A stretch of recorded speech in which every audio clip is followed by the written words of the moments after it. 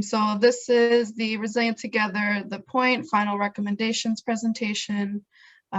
We had 2 other community forums, and this is the 3rd one. So the outline for tonight, we'll just spend a few minutes on introduction, what is climate change, and what we've heard so far. Those have been presented at previous community forums, so we'll just do a quick overview on those, and then really get into the resilience approach and strategies, and then talk about some next steps and what we've started already coming out of this project. Next slide. So this project, Resilient Together, the point, will continue the Resilient Together Climate Action Plan that the city released last year. And it seeks to address present and future climate risk in one of Salem's most socially vulnerable neighborhoods in the point. And the city will use this plan to guide future projects, programs, and policy changes.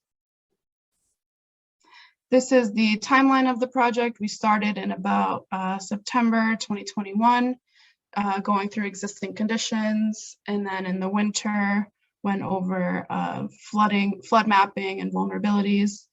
And then the team helped develop strategies and priorities. And now we're preparing the draft and final plan. And this is the final presentation. So the Point neighborhood is a very diverse and largely Hispanic community. It's a very walkable and dense neighborhood full of affordable housing and active community organizations and programs. Some of these challenges were identified through the interviews and community mapping activities that Gaston Institute held. Some of them include many damaged streets and sidewalks, trash and pests, poor housing quality, gentrification, and a history of social injustice, which the city is working hard to fight. Next slide, please. And community priorities also identified through the engagement with the community are safe and affordable housing, jobs, career development, small business support, clean and safe parks, sidewalks, and streets, public community and social support services provided in Spanish, and community pride and civic engagement. Real quick, before I pass it off to Nasser, just wanted to mention that we will be having a Q&A and discussion after this presentation. So if you do have questions, please save them till the end. Thank you. Thanks, Esmeralda. So I'm Nasser Brahim, the project manager for the consultant team from Woods Hole Group. And we carried out a vulnerability assessment as part of this project. We were primarily looking at future impacts from extreme heat, from rainfall flooding, and from coastal flooding, which can be caused by storm surge and also sea level rise. Climate change is expected to increase the number of very hot days by 3 to 5 times in the region, but in Salem, the point is already one of the hottest places, and so the prevalence of extremely hot days is much likely to be higher than the areas that surround it. And this has big, important impacts on first and foremost health, but also on infrastructure and the economy, with increasing costs for air conditioning, for example. We carried out a modeling analysis of the drainage infrastructure in the point, and found that increasing rain will likely flood and cause more damage to roads and impact mobility. Primarily, this is already happening now. If you go to some of the streets that look all broken up, that's largely because ponding is happening. When it rains, water sits there, and then it breaks down the asphalt. So with larger and more intense rainstorms in the future, the flooding could be deeper or wider, and with higher sea levels, it'll make it more difficult for flooding to drain even in smaller events. We also evaluated coastal flooding impacts, and the South River, Palmer Cove, and Shetland Park will be the most impacted by coastal flooding. The area that's outlined here in blue is an area that would be affected in a very rare storm today, something like a 1 in 100 chance, a 1% annual chance of flooding. But those storms will become likely in the 2050s, happening on average once every 10 years, and common by the 2070s, happening every year on average. And of course, as we move out into those further time horizons, the extent of flooding and the depth of flooding would increase in extreme events. And the impacts of coastal flooding are extensive.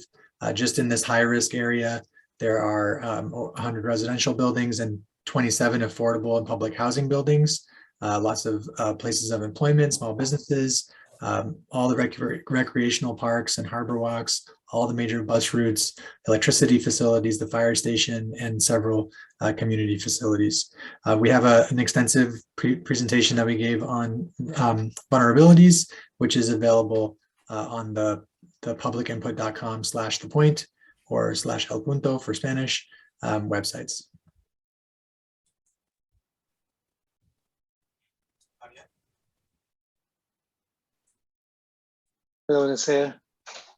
Hello, everybody, and thank you all for being here. I'm Fabián Torres Ardila. I am the Associate Director of the Mauricio Gaston Institute. Actually, we are part of the team, and we actually were participating in the project by the means of a series of activities that we conducted with key informants, people who are advocates for El Punto, and also with people who are residents in El Punto. The three activities that we conducted were interviews with key informers, community walk-ins, which essentially, community mappings, excuse me, which essentially is convening groups of residents and walk around the areas in El Punto, and a body mapping storytelling, in which in a much more smaller setting, we conducted an observation of what the effects of climate change are on the body of the residents in El Punto. I think the next one.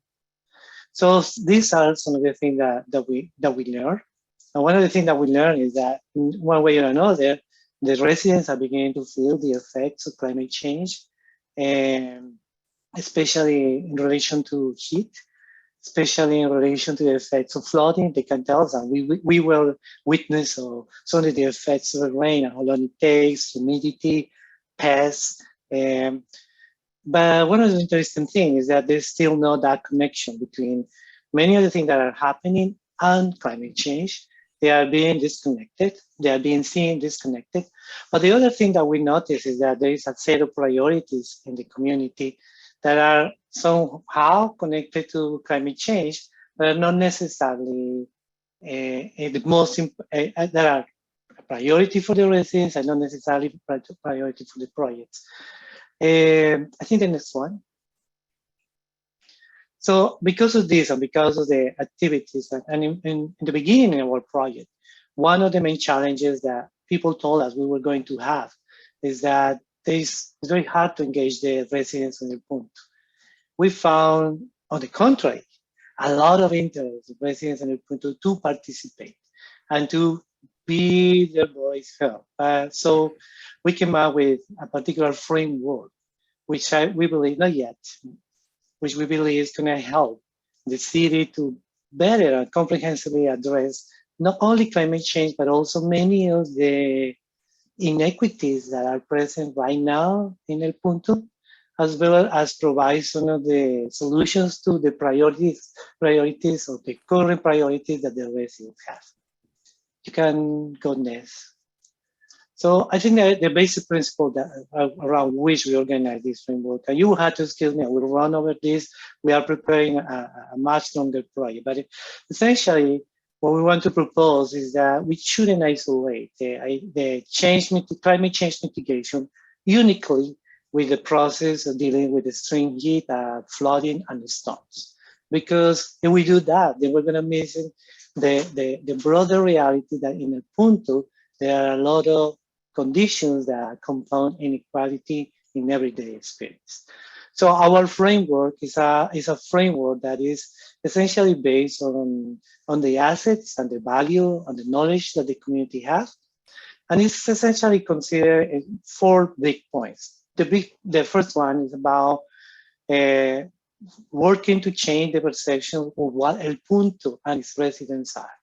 One of the things that we know is that there's a long-term, there's a lot of residents who have been living there for a long time, who can tell and will provide a story of what El Punto is right now, why it is the way it is, what are the policies and practices that are accentuated inequities that are present in El Punto.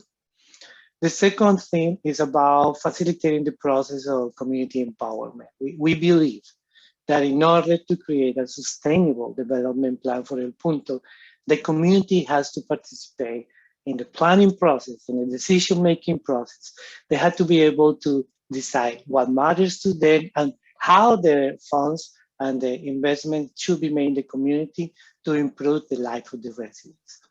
The third point in our framework is this idea of supporting and strengthening the local community-based organizations.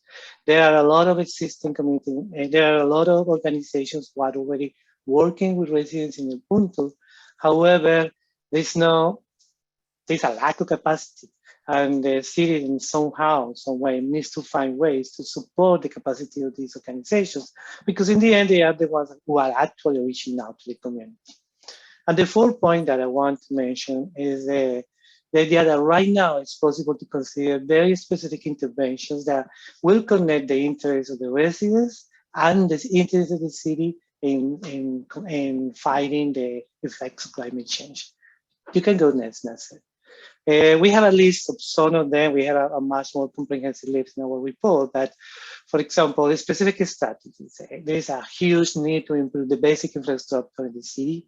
We work with the residents, we saw the state of the roads, we saw the state of the sidewalks. They complain about that over and over. Rats and pests, that's a big issue.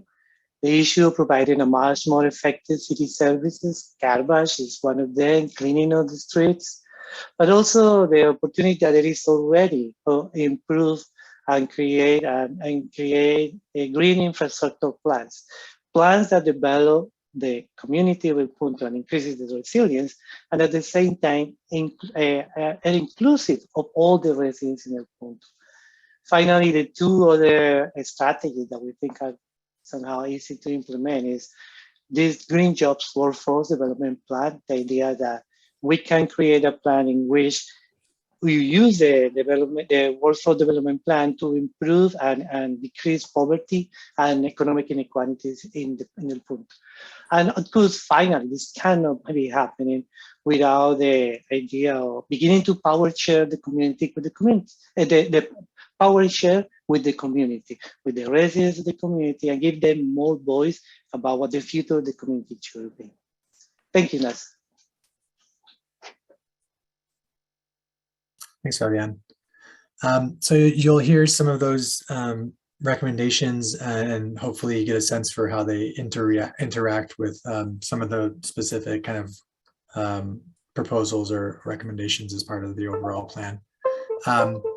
Now we'll be talking about the resilience approaches and strategies that we explored and ultimately arrived on for this project. And as we were working through looking at different alternatives, we were aiming to align our recommendations with existing city plans, such as Resilient Together and many other plans that the community has, align with the community's priorities, identify projects relatively based on their ease of implementation and based on their risk reduction benefits.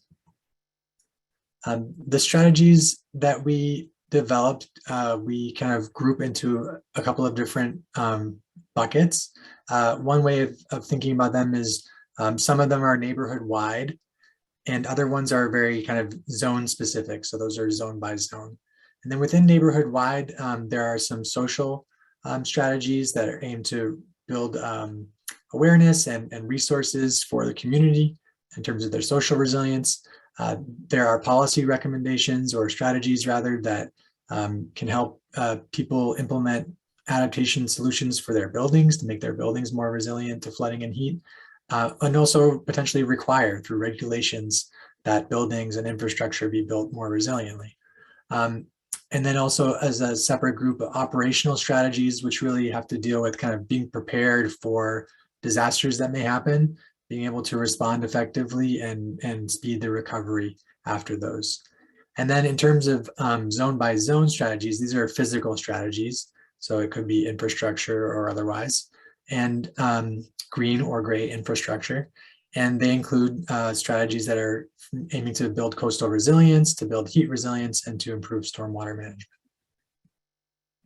So I'll start with the neighborhood-wide strategies.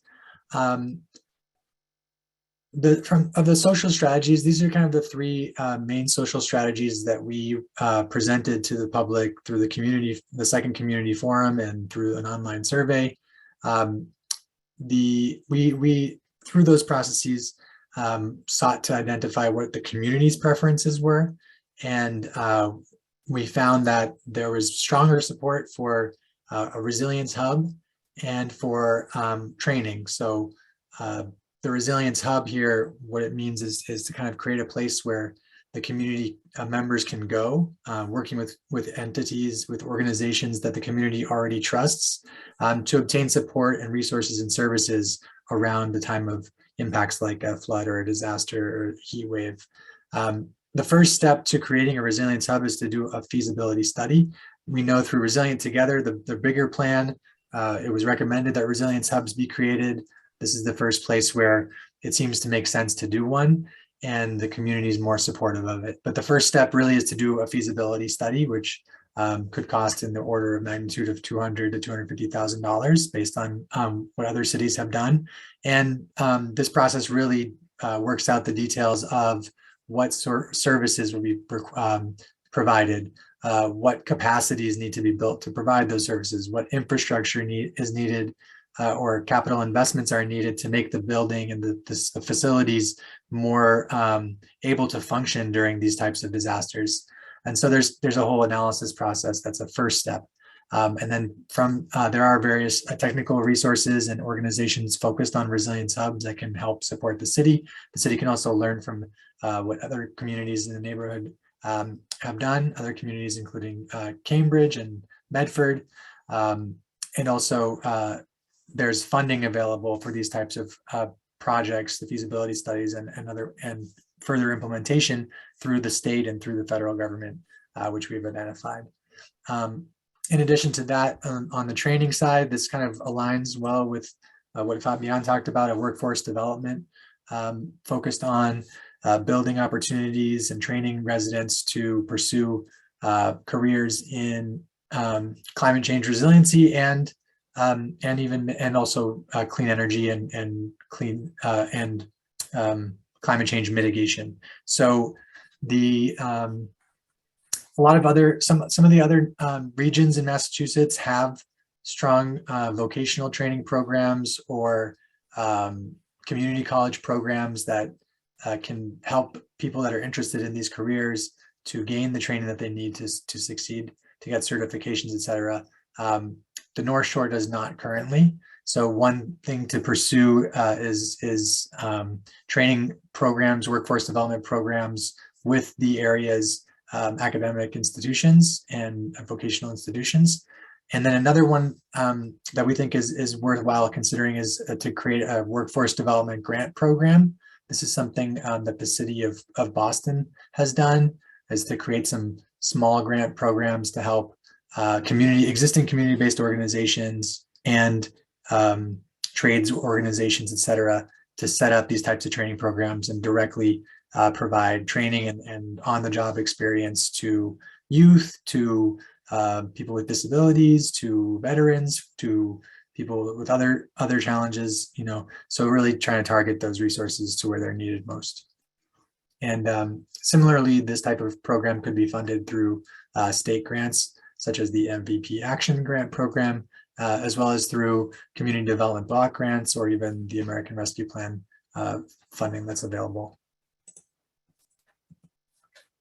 Of the two policy strategies shown here, one being providing support to people to upgrade their buildings to make them more resilient, and on the building infrastructure regulations, the community's preferences were really towards the building adaptation support. So that could be because it touches people's lives more closely when they can obtain financial support to make improvements to their home that could improve their energy efficiency and therefore make their home cheaper to be safe in during the summertime, for example, or provide solar panels, or to purchase solar panels or battery storage, et cetera. So that seems to be more of a priority for people that are residents in the neighborhood. And one thing we think that could further this strategy is to create something like an affordable housing and historic building adaptation fund. So most of the buildings in the Point are part of the historic district. And as we showed previously, there are many affordable housing properties here, many of which are also vulnerable to flooding in addition to heat. And so a fund like this that would be modeled on existing funds like the small business loan program that Salem runs, the housing rehabilitation loan program, the storefront improvement grants program, et cetera. It can be modeled after those, but would be targeting improvements for people's homes or businesses that target this resilience, this need for resilience. And everything about this program needs to be made available in both English and Spanish to communicate directly with the neighborhood. And finally, on the operational strategies, there was really a lot of support for all of the above, but especially emergency communications and just making sure that people can get the information they need about disasters that may be impending, to help communicate about what to do afterwards and how to prepare for something that might happen.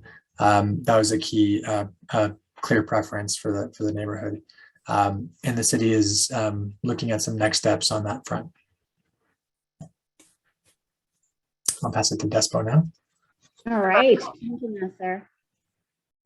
Hi, everybody. I'm Despo. Just a quick introduction. I'm a senior associate with SCAPE, helping the What's Called group team here with physical resilience strategies, nature-based solutions, but also visual communication. And it was great seeing some of you in the 2 community forums that we've done and hearing that the Mentimeter tool that we've used to gather feedback was engaging and useful. So we will look at different zones of the Point neighborhood to go over the variety of physical strategies that would be required to address the major risks that each zone faces. So we'll start with South River. Next slide, and you can go to the next one, Nasser.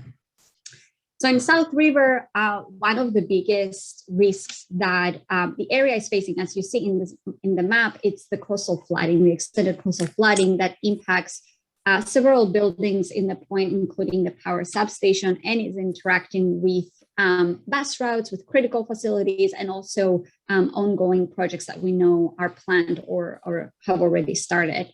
So in the next slide, we've tried to document what those planned and ongoing projects are to identify what are opportunities to integrate resilience into that work. Primarily the South River Revitalization Project at the end of the South River, but also the MassWorks Grant Project that looks at the streetscapes in Peabody Street and Harbor Street, and also the Shetland Park redevelopment that we know it's ongoing and we have been sort of aligned and in communication with throughout this whole process. So in starting to describe what our approach to coastal resilience could be, we've presented as part of the second round of engagement through the second community forum, but also through the in-person discussions that this city team and Fabian's team had.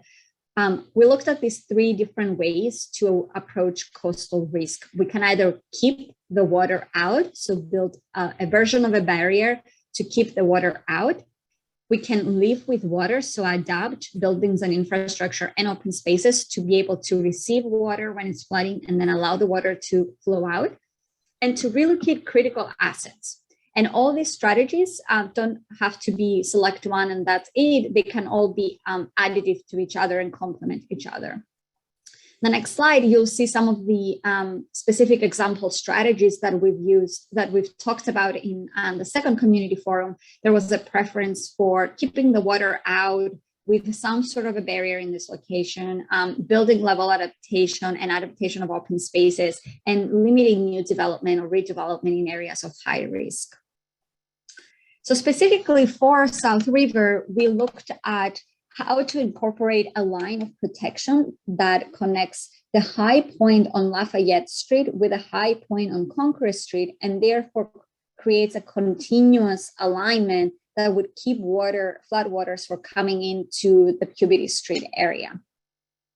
This aligns with the floodable landscape that it's being designed for the El Centro area. So we're proposing an alignment with red that could take the form of a short seat wall, for example, or it could be incorporated in the Puberty Street Park design, and it could allow for some floodable landscape areas.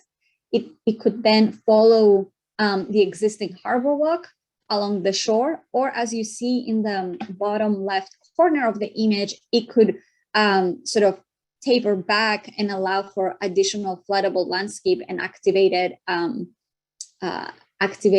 landscape areas in what is now the corner parking lot. That's just a suggestion, but it would enable this area to be more active and programmable in the future. Lastly, in addition to these, just a mention of protecting critical assets such as the substation with building level adaptation. In Palmer Cove, so in the Palmer Cove Park area, the main risk here, as you can see, is coastal flood risk, and an extended residential area in both the north and south of the park is impacted by the flood extents, which includes a lot of businesses, but also affordable housing.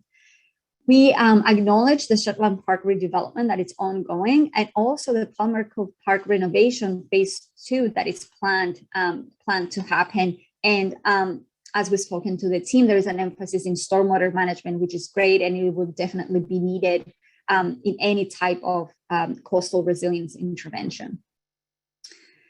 Similarly, we've talked about how to keep the water out, live with water, or relocate critical assets in this area. And we try to have that conversation specifically to see which approaches are better suited for the Palmer Cove area. In the next slide, you'll see similar strategies that we've used to talk about and highlighted with the community in the second community forum. I'm not going to go over the same ones now.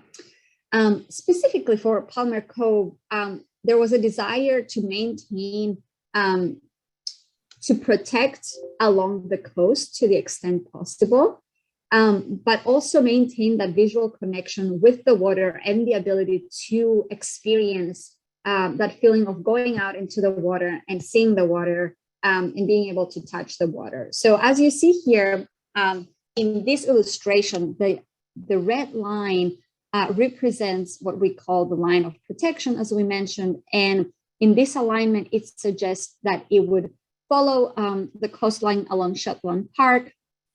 It would collaborate with the yacht club owners to create a line of protection in front of their building, potentially in the future with a new building. It would go around the small existing beach and expand and enhance that area.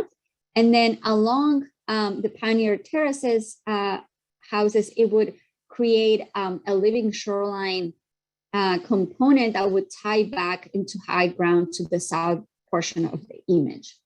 This proposal here only proposes a small amendment to the Palmer Cove design that would incorporate a berm and an accessible path in the inland side of the alignment to allow for access up and over from the line of protection. An alternative alignment that you see in the box on the bottom left corner of your screen follows the inland roadway and goes around the yacht club and through the parking lot of the Palmer Cove Park. That enables the city to have a fallback option that is entirely on publicly owned land and would not depend in collaboration with private owners if need be. That also comes with its drawbacks, since there will be a need for many more deployables in that scenario. The following illustration here represents what the edge near the Pioneer Terraces could be. As you know, today there is an existing revetment.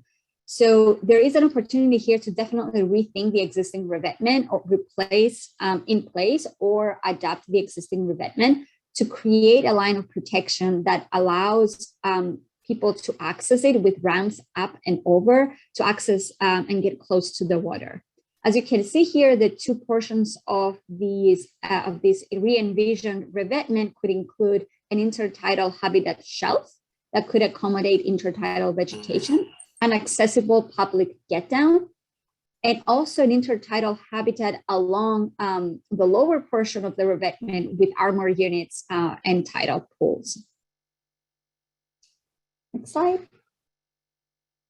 So both of those zones contribute to the coastal resilience of the point. We are assuming a continuous line of protection along Shetland Park that would connect those two and create this necklace of open spaces that are accessible through a continuous harbor walk all along. And I will pass it on to Nasser to talk a little bit about stormwater. Great. Thanks, Despo. So for the inland neighborhood, we're going to be talking about stormwater, flooding, and heat. And I'll talk about stormwater and then pass it back to Despo to pick up on heat. So as we mentioned previously, stormwater flooding primarily is impacting already roadways and the condition of those roadways, people's ability to get out and about. These are types of events that happen a lot more frequently, although the impact may not be as dramatic as the coastal flooding. It can be quite a nuisance. And over time, as climate change makes rainfall flooding more frequent and more intense and last longer, those impacts could become more than a nuisance. And so the plan to approach the different approaches to dealing with stormwater management include absorbing water, so designing space and land and areas to absorb more water so that it doesn't end up trailing just into the roadways and into the drainage system. You can create storage, so storing water that comes off of rooftops or from parking lots, etc., and storing that water temporarily. Could be underground, it could be above ground. And then moving water, so actually enhancing the drainage of roadways, for example, and increasing the capacity of underground pipes, and potentially in the long run, even pumping systems to help move water out of the street and into the harbor.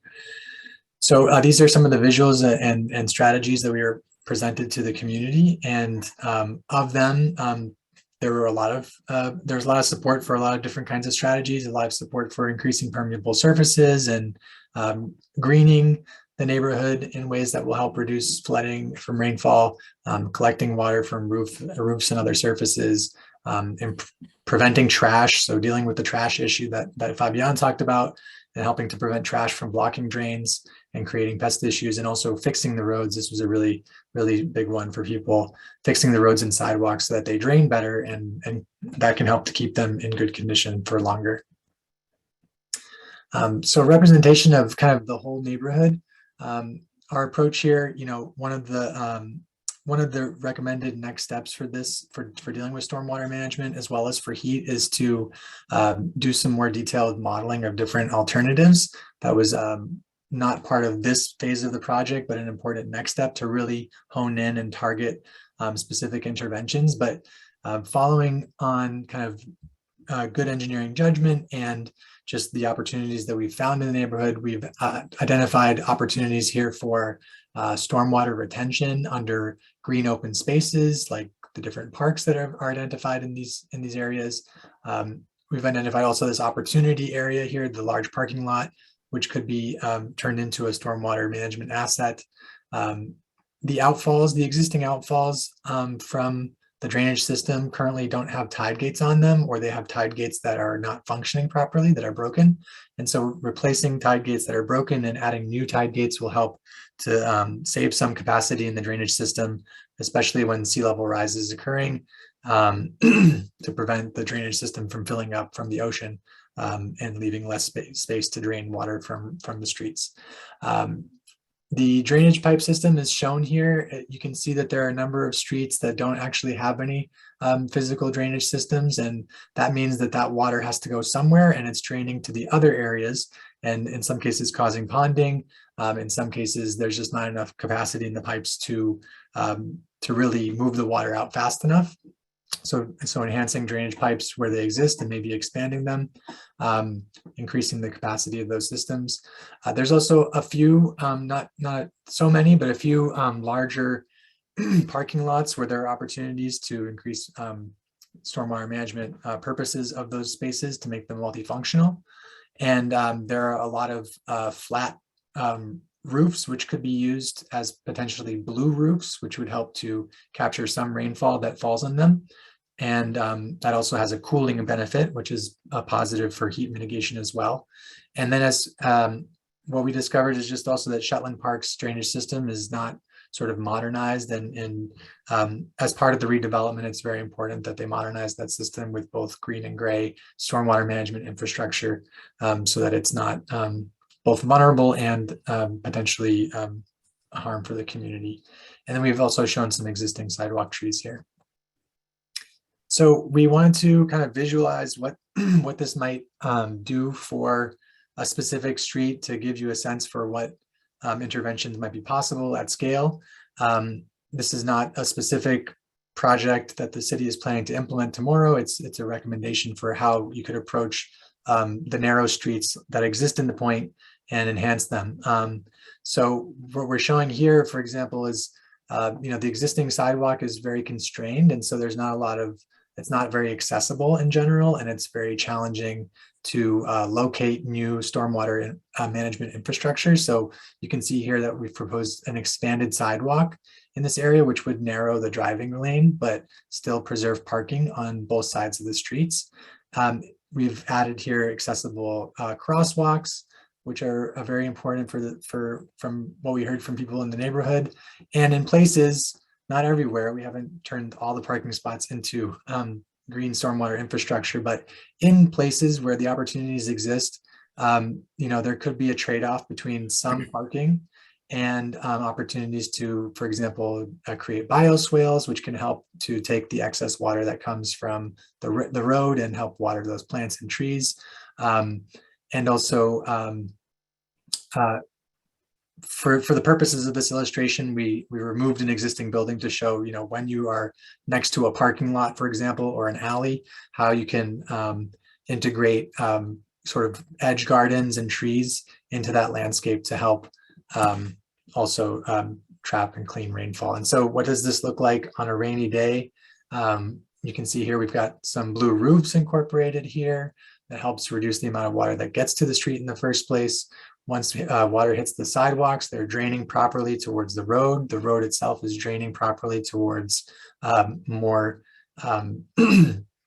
drainage catch basins. Larger pipes are helping to move that water out. And when there is overflow, water is going into these tree pits to help water the plants and store water. Water is being drained through permeable surfaces into underground storage and permeable sidewalks here.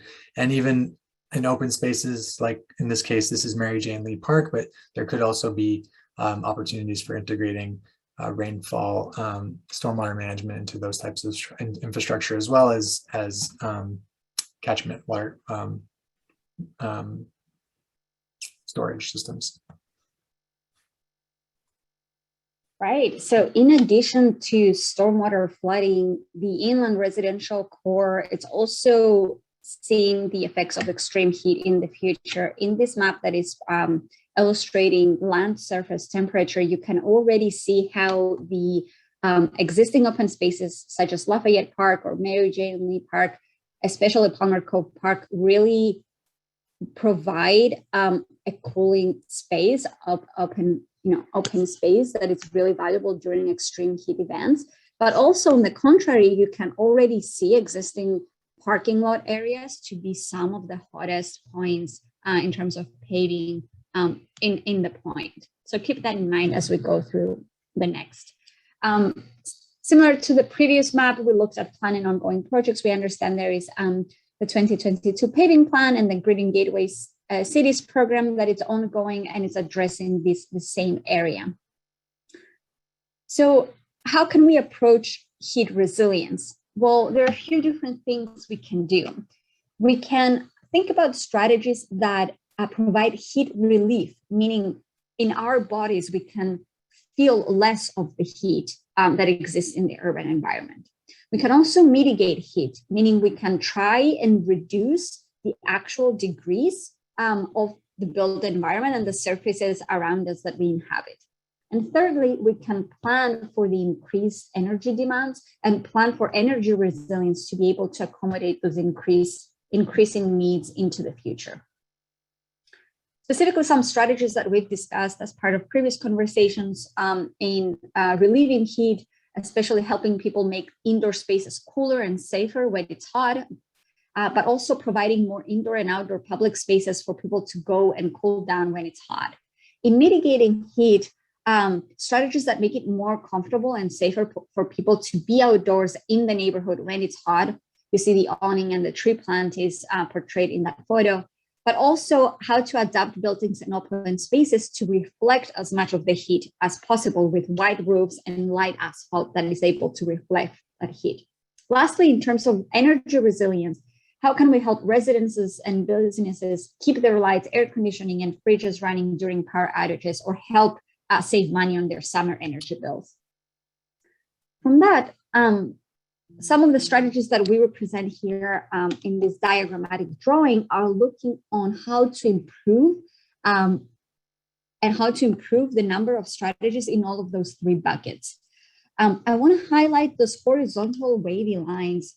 We call those cooling corridors, and we found that it was really important to maintain those corridors all the way out into the water, especially as a recommendation to the Shetland Park redevelopment team to maintain those corridors, especially on Palmer Street and Levitt Street, and ensure that when the temperatures rises, the hot air has a way to get out into the water and into the harbor.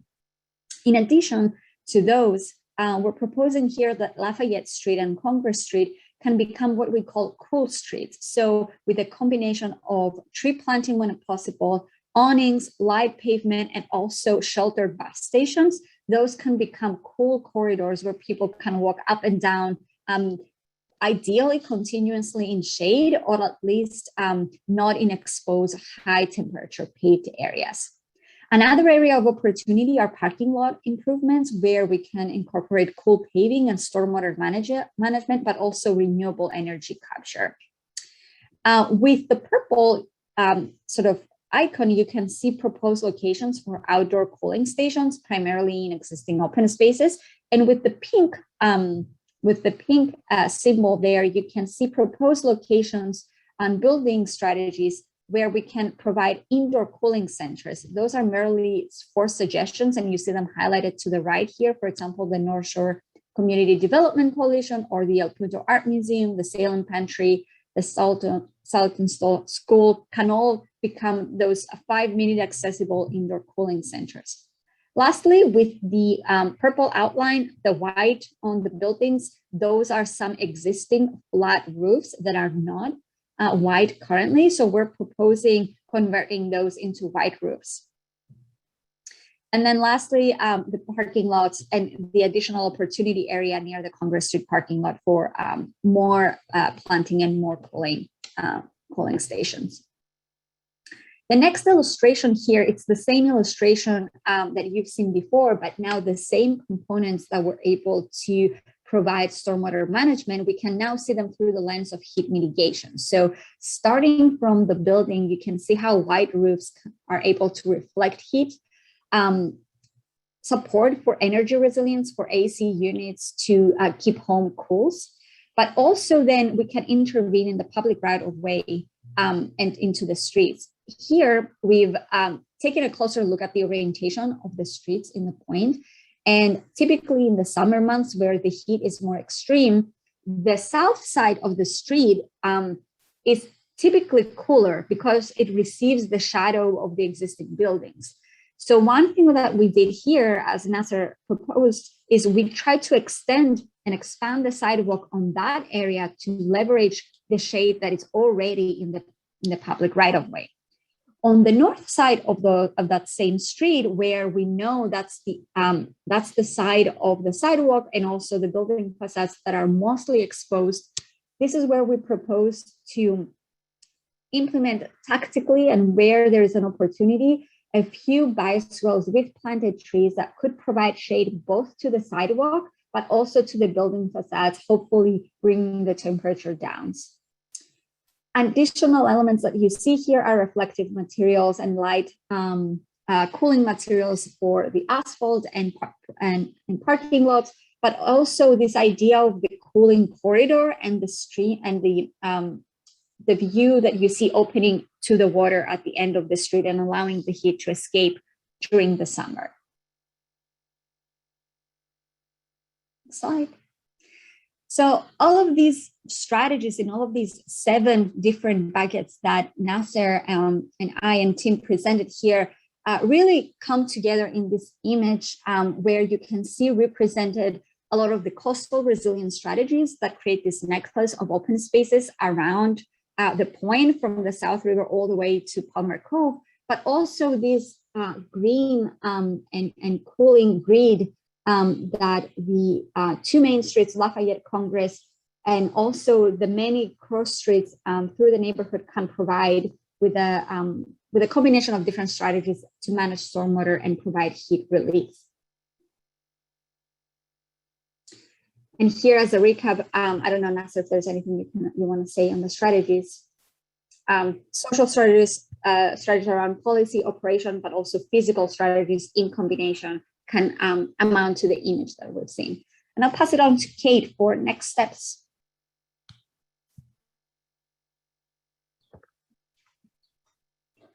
So next steps, the city has recently applied for the next round of coastal zone management grant funding to immediately advance some of these recommended opportunities identified in the point. And we recognize that the current improvements around the Palmer Cove Park waterfront was a neighborhood zone where we can feasibly take action on short and long-term goals to advance some of the identified recommendations of the Resilient Together El Punto project. Some of the short-term measures include adding a tide gate and landscape enhancements such as coastal buffer plantings, and some of the long-term measures that will be approached include advancing the design possibilities of a seawall revetment, incorporating fringe marsh, beach restoration, and public access. And an example of the community engagement measures that will be advanced will be to improve city services, extensive translation of materials and emergency preparedness, conducting resiliency workshops, and developing community-based training opportunities. And I would like to note that all of the recommendations from this project are opportunities the city will refer to as considerations in current and future planning. And a thank you. On behalf of this project, we'd like to thank Woods Hole Group and want to stress the state-of-the-art modeling analysis that they've conducted for this project. This can be used as an approach that can be implemented to help communities such as Salem plan and prioritize adaptation efforts on a real-time neighborhood scale and under the larger watershed community planning and climate change adaptation efforts. We'd also like to thank SCAPE for their extremely approachable infographics and visual communications and ability to turn complex data and ideas into something tangible for all.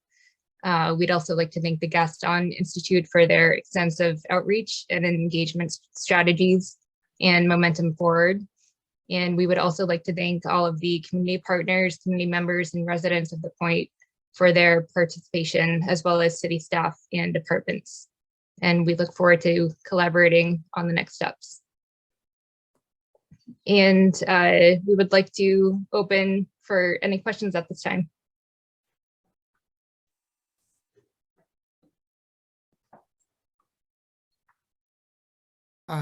Thank you so much. Wow, that's very, very comprehensive. Very comprehensive. I have some questions, but I think I'll just be, I don't know if a member of SERC has a question or Lucy. I don't want to dominate, so I do have some questions, but I can wait a little bit in case someone was really biting at the biting to ask a question. I have a question, if that's okay. Sure, Lucy. So thank you so much for such a detailed and comprehensive report. It's a lot of information to take in. A couple of questions that I had was, I know that, Kate, I think you mentioned that these will be considered, these recommendations, and I'm wondering, to what extent are we, passing this information on to the planning department, zoning appeals for future developments coming in, and the push for some of these recommendations for those projects? I know that some of the ongoing projects in the neighborhood, I don't know if it's too late to ask for example, consideration of these white roofs or blue roofs, or if there would be a possibility of applying for some funding to be able to implement some of these changes. And with regards to the white roof, it's really interesting to see the information about reflecting the heat during the summer, but how would that affect in the winter? Would that require then folks to use more energy to heat up their units in these cold winters? Just that popped into my head. This is Jenna. Hi, Lucy. Good questions. The white roofs, when you redo the roof, you would have the insulation. So it's key to insulating, and that's what protects you in the heat. But black roofs can get up to like 185 in the summer. So on a hot day, so that's really, really high. The white roofs, I've never heard of a real problem with them. The only one that you might have is sometimes the PVC gets icy. So you have to be careful about just the texture of a PVC roof. Not all white roofs are PVC, but they can get icy. So you can slip on them easily if you're not careful. But you insulate the roof basically if you redid the roof. I would think, so I think one of the things is, I think it's a great idea. I think we should be seeing how we can present this to the planning department and, some other departments. We also, for example, the project on Congress Street and Harbor and those intersections, the Mass Works projects, integrating the sort of some of those recommendations can be part of that discussion. So any one project that's part of the city, these could be included in those. We're specifically going for a grant for the, the Palmer Cove in that area. But I do think we have to get this sort of put forward more in sort of the discussions among the different boards and others. We do have a potential funding source for blue roofs and white roofs and sort of some of these resiliency upgrades, but it would take some time for us to figure out how that might work. Would it be a straight grant, a loan, zero interest loan? How would it work? Would we sort of add to the affordable housing trust? How it might work. There's different ways, but I think that's probably going to be one of the best ways for us to leverage existing programs and potentially add some funding to see if we can incorporate some existing properties to sort of support them moving forward. If you wanted to replace your roof anyway, maybe we give you the extra to just go white, or a blue roof. So there's a lot of different thoughts, but I don't know if Kate had any other thoughts on integrating with other departments and things like that. It's certainly, I think, a larger discussion of citywide ordinances. They're sort of the first level of ordinance that have come forward with the city. I think it's to have a zero net energy plan for all new developments of a certain size. But really, we're hoping that discussion of a zero plan will have that opportunity to discuss white roofs, solar, trees, things like that. I think there's a lot of other sort of ordinance that are needed to sort of address some of the stormwater and trees and porous paving and all that other stuff that I think could be, but that's a longer discussion. So that ordinance is probably at least a, half a year away. Hopefully Yeah. that answered your question. Thank you. I was also going to say, so this is, and this is sort of part of that. This is part of the discussion, and it's important to have the public input and education and engagement. So those are great questions, and this is, this is part of the steps forward to see how going forward in all of the departments we can start to implement some of these actions. Thanks.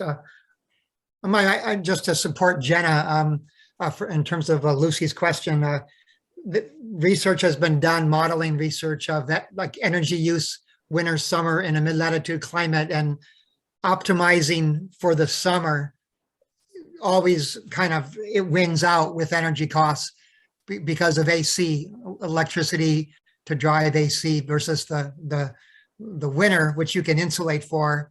And so the high albedo in the winter isn't a problem, but the high albedo, the high reflection in the summer is really helpful to the total annual energy cost.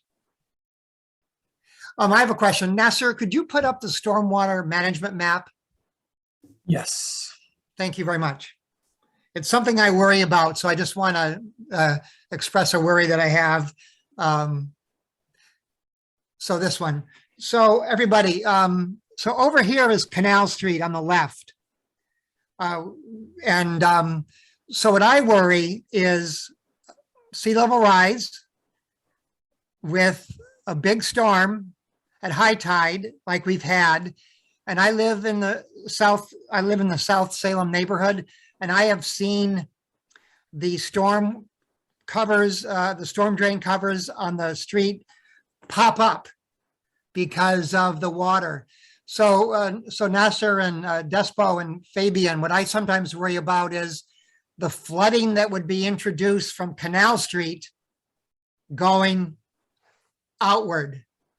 And so I would like just to bring to the city's attention and get it back on the radar, unless Jenna can comment. I can remember 10 years ago, we talked about a 10 million gallon tank in the O'Keefe Center parking lot to absorb stormwater on Canal Street.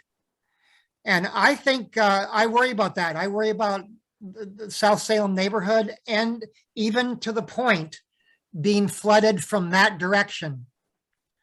So I don't know if anybody wants a comment, but it's a worry, in my opinion. I'd like to add to that too. I live over off of Collins Cove, and our area would experience pretty extreme flooding with regularity for quite a few years. And a lot of it was caused by exactly this kind of situation with the way it's laid out.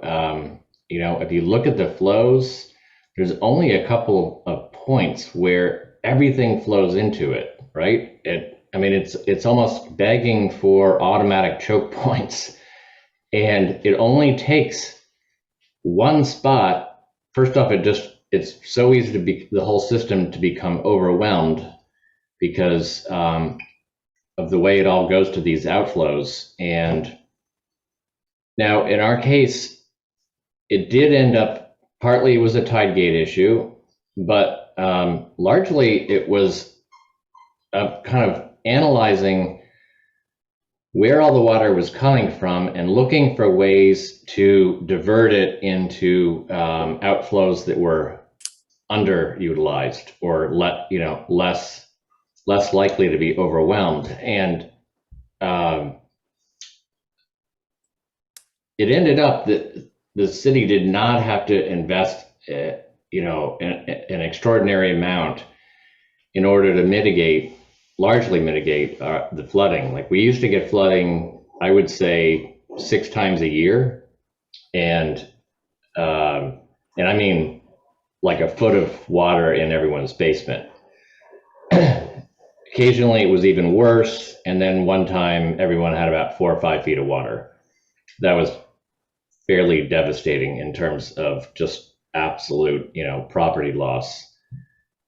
But the solution, to a large degree, though there were areas that just were kind of neglected, but a lot of it was sort of a little bit of what John is saying, taking a look at the big picture, seeing where water is accumulating and where the choke points were, and then looking for ways to, sometimes it's just a matter of cut one area off, one drain off and divert it into a less utilized part of the system, which just automatically kind of takes some of the strain away from the overall. It's strange because water management is unlike the way our electricity grid is made, which has many overlapping sections, so that if there's too much strain on one section, it's easy to kind of shift the load over to another section. Whereas a lot of our water management is not like that at all. It's kind of like their own little zones, and they're not really attached, and there's no way to relieve strain if one section is getting too much. Okay, so that's kind of like 2 questions. Go ahead. Yeah. If I may. Rick, can we not have let's get the answers first. Yeah, so in terms of how flooding on Canal Street would affect the point, the other part of everything right of Lafayette, the answer is not much. There's really topographically and through the underground infrastructure, not a lot of interconnection between low points on Canal Street and low points in on the east of Lafayette Street. So I don't think there's a big connection between those two. In terms of kind of redundancy in the system or drainage tweaks that could help to solve the problems, that is something that would be evaluated in using this really great model that we've developed for this area. That needs to be all those types of strategies need to be looked at. And for example, we're tinkering around with the modeling results that we have, because we have like thousands of storm scenarios modeled. A lot of the flooding, a lot of the water that lands along Lafayette Street in this whole area, it all drains down to this one point. So it comes down here, and then there is actually an interconnection between two of the systems. One that goes through Palmer Cove Park, and if you look at the flood modeling results for rainfall, a lot of water can end up pooling in this area because of that interconnection. And in some of these lower areas here, water comes down pretty quickly due to the topographic change here. But there's also an interconnection with the system that basically drains the whole neighborhood, right? So this one pipe set from Levitt Street down comes to this one outfall here. So all of this area drains to this one outfall here. So there, we looked at this interconnection and said, okay, how much water is going this way versus that way? It didn't seem to be the biggest difference. It may have been that at one point they actually interconnected those two to have a safety valve for flooding that was happening maybe in front of Saltonstall or in Palmer Cove. I'm not exactly sure. The history is murky, but one thing is certain, which is just that all of this area with all this impervious surface can't drain to these pipes, even in moderate storms, and not have flooding in the streets, because these pipes, there's just not enough length and there's not enough volume in those pipes to move the water fast enough. There's not enough catch basins in the streets, right? So it is challenging. It's so dense in some of these areas that trying to find space for larger pipes with the other utilities that are underground is challenging already. So it definitely, all these kind of strategies we've identified here can be added to a model and rerun under more nuisance type events and under extreme events to determine their relative effectiveness and their cost effectiveness and addressing stormwater flooding in the neighborhood. Can I, John? Yes, Jenna. And just as a reminder, we we really wanted to dig down into a neighborhood. There was a model done for the South River, which, with then proposed with the tank. That model was done sort of with the FEMA models that are sort of more outdated. It was not moved forward. As you know, it was done like 10 years ago. I think there's much better models now. So I think the sense is that, you'd have to redo that model, but that's a pretty major study because the South River is a huge chunk of Salem. And you were talking about Collins Cove, Doug Bowker. So, I mean, the idea is we were starting with this neighborhood to try this methodology of doing intensive outreach, looking at heat, stormwater, and coastal flooding, Sure. and sort of looking at it together. We would hope to then move this model of, we can tweak it, adapt based on our experiences to other parts of Salem. But we also want to move forward with some of the ideas and investments that come out of this one. So that's sort of one way, but the South River sort of whole model to redo that in a similar fashion would be a big, big project. It's such a big area. But it does have a big impact, sort of more on the South River itself and as you were saying, those neighborhoods down in the canals along Canal Street. What I think we're looking to do, Collins Cove, I think the engineering department's looking to potentially do that one next as a neighborhood, and then, afterward. So what neighborhood we go after next, I don't know. So. Thank you both. And Nesser, thanks for referring to the mathematical modeling so that the scenario that you had done scenarios. So that hadn't quite come out in your talk. So I really appreciate that in your answer. And thanks, Jenna, for maybe that's something that SERC can be an advisory. We're advisory to the mayor and the city council. And maybe that can be something we make a recommendation to have that be on the radar for, because other cities do use large subsurface storage in known problem areas. So maybe it's worth pursuing that again. And the fact that we do have storms with high tides causing flooding on Canal Street that we can, and we have this natural open space of the O'Keefe Center's parking lot of Salem State. And I believe they're a willing partner. So anyways, that's for the future. We're talking about the Point neighborhood today, so I'll be quiet. Anybody else?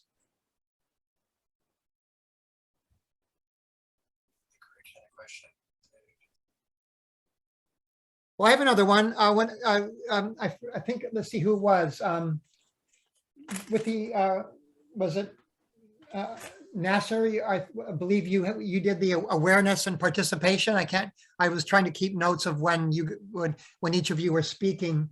And what just came in my mind when you were talking about awareness and participation was getting climate change education in the schools. I think, in high school, in the environmental science club, just that's part of the awareness. The kids, the children of our schools, middle and high school, to be educated about climate change and just, mitigation, adaptation, risk. I just would love to be an advocate for that and to have, just be a force for that being included. I don't know how to do it, but we don't have geography as a subject in high schools. That would be a natural, because geography is a very wide-ranging field that sustainability and climate change are absolutely huge in the discipline of geography now, but we don't have that subject in the high schools. But anyways.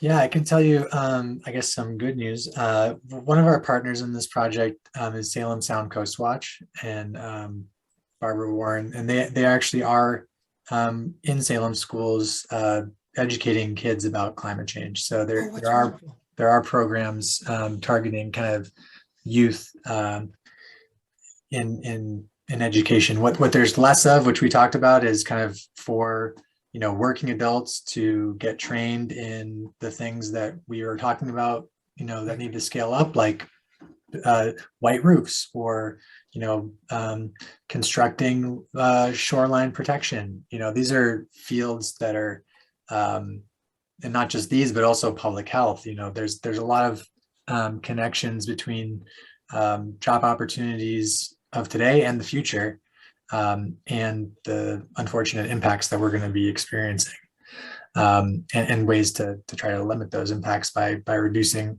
you know, how much energy we use and what kind of energy we use. So that's really kind of what came out of our engagement in terms of priorities, as well as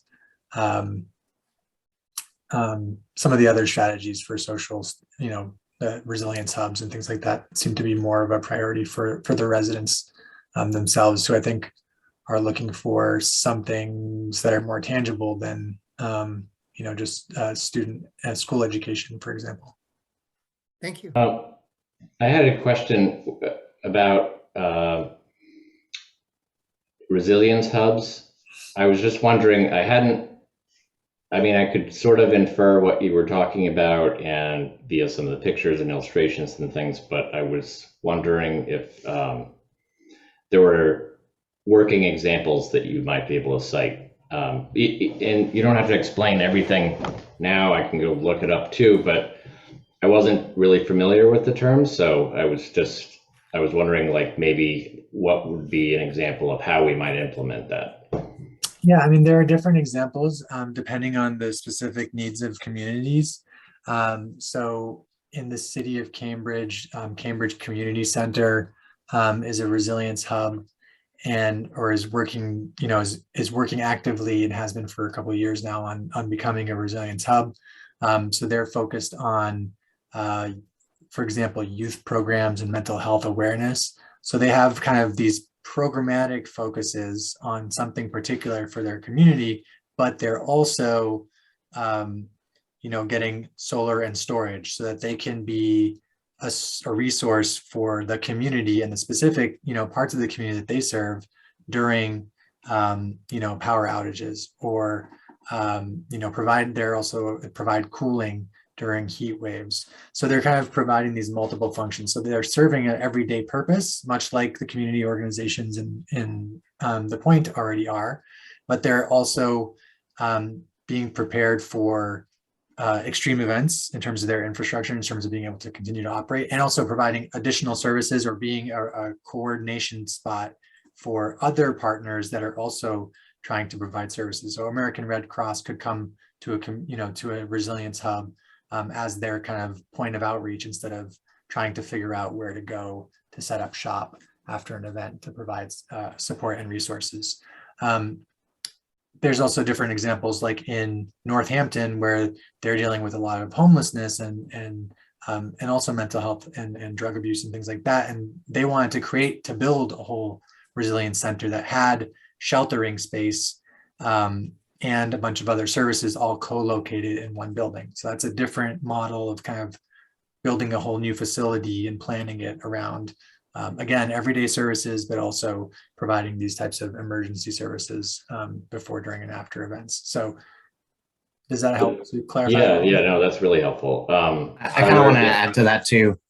Just also as another example, in Baltimore, they have about 15 community organizations they've partnered with to do about 12 or 13, I think, last count, different community hubs across Baltimore City that serve the same purpose. And it's including faith-based organizations. So some community hubs are located in a couple of churches, and they do provide valuable staging areas for any type of emergency situation, to provide resources and shelter and things like that.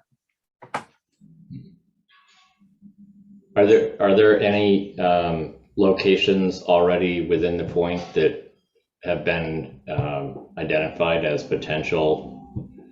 potentially suitable for this kind of thing? Not that we've talked to the the property owners about in detail and have, you know, confirmation that makes sense for their own sites. You know, the Salton Skull School is the large public space that is located there, but it's serving another function 90% of the time, right? Or at least during the school year. So it might not make sense as a resilience hub that's providing these other types of services to other people other than students. So I think I would probably leave it there for now. All right. Yeah. Thanks. Sure. I would tell you where not to put it is you wouldn't want to locate it in a flood zone, for example, right? So there are existing community facilities that are in flood zones that does not make sense as a place where you'd want to have a resilience hub. I have one more question. Is there any way to see what some of these recommendations would actually cost? Because we all know that the first thing we'll hear is that, that's cost prohibitive. The city can't afford it. We'd have to apply for a grant. So what would be sustainable? What are the estimates for some of these recommendations? Or we would be able to research that? Yeah, so we'll probably have kind of high level cost estimates in the final report for some things, but not for everything. Like because the stormwater and heat mitigation strategies are, very decentralized, and at this point, at least for the stormwater ones, uncertain exactly what would be needed. And some of them could be very costly, like large underground storage tanks, or even, enlarging pipes and things like that. It's hard for us to kind of come up with costs for that right now. But what I can tell you is just that that we're lucky to be in a state that does have active grant programs that are specifically aimed at improving resilience, that specifically prioritize environmental justice communities like the Point. And the funding is available for all the different types of strategies that we've talked about today, with possible exception of some things that happen on private property only, right? So, white roofs and blue roofs on private homes, probably not something that the state is going to fund. But there's other programs that could be created, like we mentioned, with like an adaptation fund for individual property owners, or a revolving fund or something like that. That the city could use other sources of funding to help capitalize that type of program. But yeah, some of it, some of it's not expensive. Some of it's sort of just doing things smarter in some ways, like with the road work and trying to improve drainage of the roads they're deteriorating faster because they're not draining properly. So the city is spending money on money to repave those roads, or not paving them frequently enough. And then, people feel neglected and are rightfully unhappy about the condition of their roadway. I have a road 2 streets down from me that I drive on all the time to go to the park, and it's in a disastrous state, and I know how frustrating that is. So, yeah, so we think that there's good money out there right now. Is a good time for federal funding. Also, federal funding right now is available for things like transportation and stormwater, and in larger amounts than previously, and also is targeting neighborhoods like the Point that have lower income populations and are underserved in various different ways. And would some of this work qualify for ARPA? Yes. Yeah. So the other is, as he was saying, it doesn't always cost more if you sort of incorporate it very early. For example, white roofs don't necessarily cost more. You can sometimes they do, but if you're doing your roof anyway, won't necessarily. And because if you're doing a whole building, many people have air conditioning units, this discharge on the roofs, you can imagine 185-degree heat that your air conditioning unit is trying to eject heat to doesn't work very efficiently. So, that early sort of process can actually, porous pavement is another example. If you have to install stormwater anyway, you can downsize the system of your sort of traditional stormwater systems if you include some of those porous pavement and things like that. But you have to do that early. If you just sort of add it at the end, it does cost more. But things such as the seawall, I think it's really looking for opportunities for us to sort of integrate into existing projects. If and when we have to replace that seawall at some point, would it be more expensive to do this other way? Potentially, you know, it's hard to see, you know, all of it together because a seawall would be such a enormous project anyway. I think some of the things we're looking at you know, Palmer Cove, we're trying to incorporate into the grant itself. So I don't have the costs, I don't memorize them, but we did incorporate some of those. And as they were saying, when you're redoing a street anyway, and you're redoing the drainage, can you just do it bigger or size it or align it differently or connect it differently? So these are some of these things you can do just smarter and early. And I think the community advocating every time they see a project to make sure they're taking that opportunity, because once you spend that money, then, you know, it's going to be years before you spend the money again. And then it's going to be even more expensive. You know, construction escalation's 5% to 10% now. So do it right now, right? Even if it costs a little bit more. And for these big projects, the only way we're going to be able to get money is if we, and I think one of what we want the grant for is to sort of bring that design level up. Not just ARPA, but the Infrastructure Act that passed, that the federal government has some big chunks of money for large resiliency projects. And the state also has a seawall grant that gives up big chunks of money. So, you know, we can't ask for that money unless we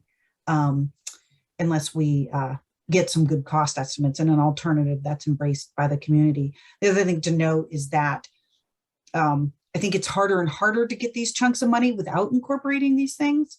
So I think increasingly the state and federal agencies are going to say, well, how is this new seawall you're building isn't at all designed for climate change. So they're going to be asking, how have you incorporated, you know, public access? How have you incorporated accessibility? How have you incorporated other things? So I think if you want to leverage this money, you are going to have to answer these questions, and it may cost you more, but you are not going to get it all if you just say, well, I'm just going to rebuild the seawall as is.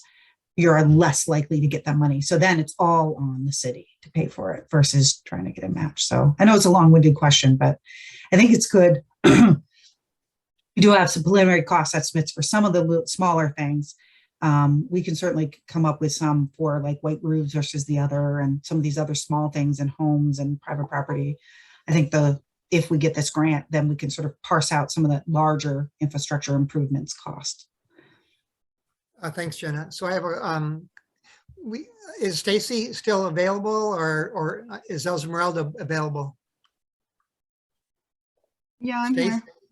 Are you able to see if there's any question from the public? We haven't asked them for a question yet, and it's getting late. It's 8 o'clock now, so. I'm not seeing any hands raised. Okay. And a lot of them have also dropped off. There's only 6 people, one of whom is SATV. All right, so thanks, Stacey.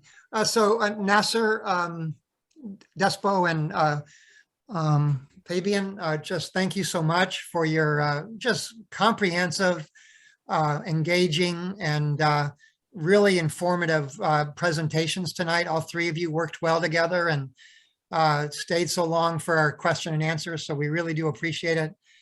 Since you know that we had a time conflict with another major presentation in the city regarding offshore wind, we would love to put your PowerPoint slides up on our website so we could have people that can't be in 2 places at once view that. Would that be possible? Yes, of course. Plus, I feel like I need to go through them again because it was great, really a great job, but there's a lot of information. So There was. I definitely know there's some sections I need to go through and look at again. You're not alone, Doug. I think we all will benefit from it. And also thanks to Kate and Lucy and to Chris for your participation and input tonight. We really appreciate your attending and your input. So thank you. Anybody have, it is pretty late. It's 8 o'clock. It's 8:02. our meeting isn't done, but our guests have really, they've been here 90 minutes. So, Overstayed our welcome, I know. okay. Thank you all for having Thank you very us. much. Yeah, thanks Thank a You lot. guys did a Good great night. job. Thank you very much. Thank you. Thank you. You're very welcome. Thanks, Kate. Thanks,